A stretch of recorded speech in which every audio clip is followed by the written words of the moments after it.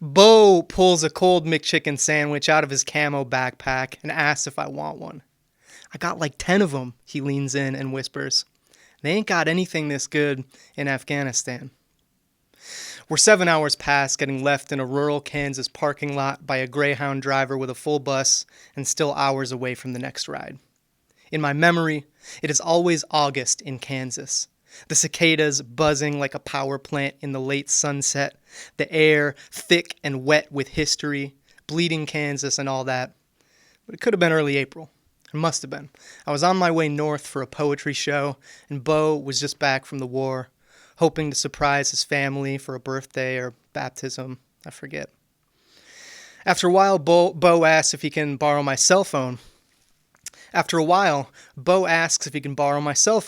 Which is one of my favorite and least favorite things about cross-country bus rides, because I do believe in being helpful to strangers who grit their teeth at the same stress I do.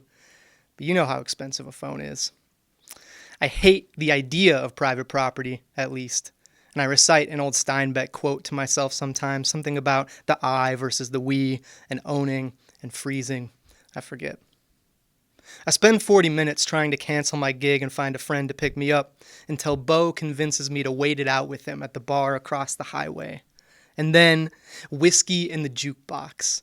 And then the old lady bartender who tells stories about the year there was an explosion at the natural gas field and her husband damn near lost his left hand.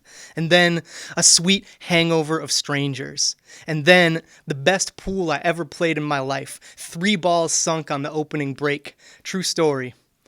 And then bar close rolls up like weather, and there's nothing open but an all-night gas station down the road. Some kids call us faggots.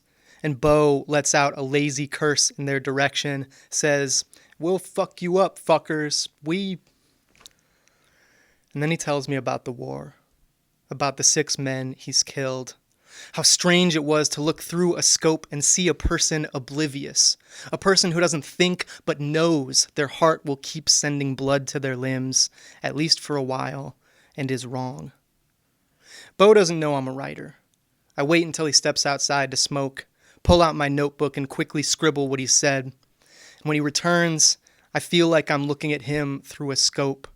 The distance between us, something only I can see.